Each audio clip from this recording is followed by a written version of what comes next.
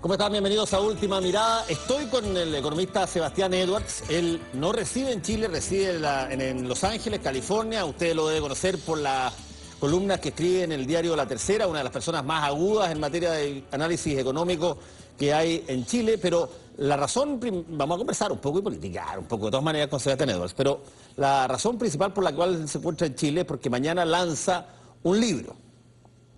Aquí está, lo tengo acá y lo podemos ver. Que no tiene nada que ver con economía, por lo menos en términos directos, no hay análisis econométrico, no hay elasticidades, no, es una novela de espionaje. Así es.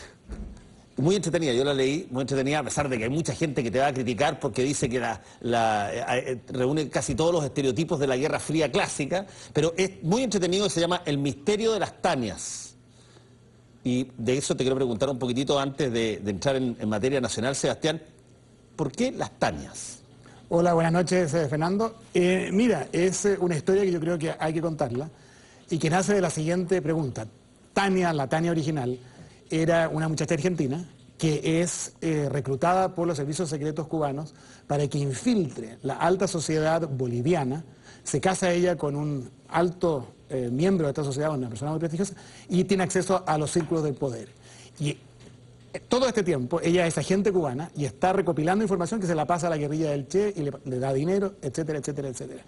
Y la historia de las Tanias nace de la pregunta muy plausible: ¿dónde están todas las otras agentes secretas que entrenaron los cubanos en los fines de los 60 y durante los 70 en América Latina para que infiltraran los altos niveles del poder de América Latina y que no sabemos dónde están? ¿Y por qué tú crees que hay más de una? No, yo no creo, yo sé. ¿Y por qué sabes?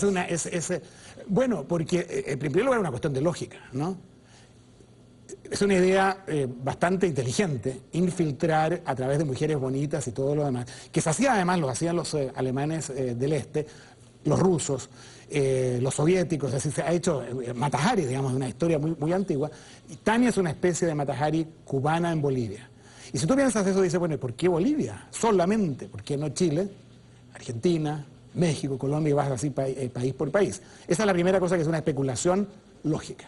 Y en segundo término, hay un montón de gente, como por ejemplo el ex canciller mexicano Jorge Castañeda, autor de la biografía posiblemente más atractiva, más importante del Che Guevara, que ha dicho que no cabe duda que hay agentes cubanos infiltrados en las altas élites y en los grupos de influencia de América Latina. Ahora, Castañeda dice, lo original de la novela de Sebastián Edwards es que lo plantea a través de que son tanias y que son mujeres y que hoy día tendrían como 50 años, muy atractivas, casadas con no sabemos quién, o ellas mismas con un poder importante.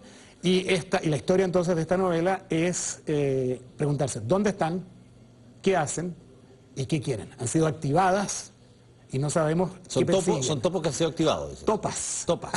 Ahora dime una cosa, este guión genera la novela de espionaje. ¿Por qué decidiste hacer una novela? ¿Por qué si esta era una especulación lógica, tú no investigaste o no hiciste una investigación, más bien, un reportaje, claro, a pesar de que... No, esa era una alternativa. Ahora, yo no soy periodista tampoco, era novelista, ahora soy novelista. Pero hay dos cosas. Una es que es una especulación, porque naturalmente en la medida en que son espías y todavía siguen clandestinas, no podemos entrevistarlas. Y por tanto hay que contarlo esto con una cierta dosis de ficción. Y es una novela. Porque tiene toda esta ficción y uno va, el narrador va narrando cómo trata de averiguar dónde están, qué quieren y qué hacen. Entonces, en primer lugar, es esto de especulación que uno tiene que inventar y ficcionalizar porque no puede entrevistarlas, porque son espías. Y la segunda cosa es que la novela tiene muchas evocaciones de toda una época en que nuestra generación estaba fascinada con la Revolución Cubana, con esta banda de irregulares que habían derrotado a un ejército apoyado por el Pentágono y todo lo demás. Entonces hay toda una serie de cosas que sucedieron en Chile y en América Latina que el narrador va evocando y va pensando y va conversando, como el intento de toma de la Escuela de Ingeniería, donde los malos nos tiraban ácido, o según ellos, los malos nosotros tratábamos de tomarlo, cuando asaltamos en la Casa Central de la Universidad de Chile y estaba Edgardo Benning. Entonces, todas esas cosas van apareciendo en la novela como evocaciones. Y yo, cuando la escribí, pensé que quería contarla en la historia con los pensamientos, los sentimientos de los personajes principales. Y por eso es novela. Porque hay que ficcionalizarlo y tiene mucho de nostalgia y de vocación. Dicho sea de paso, la novela va a estar en la venta a partir de mañana, ¿no? Ha estado a la venta ya y estoy muy contento. Lleva solo una semana y ya está en el tercer lugar en el ranking del Mercurio, lo cual me tiene, como entenderás, bien contento.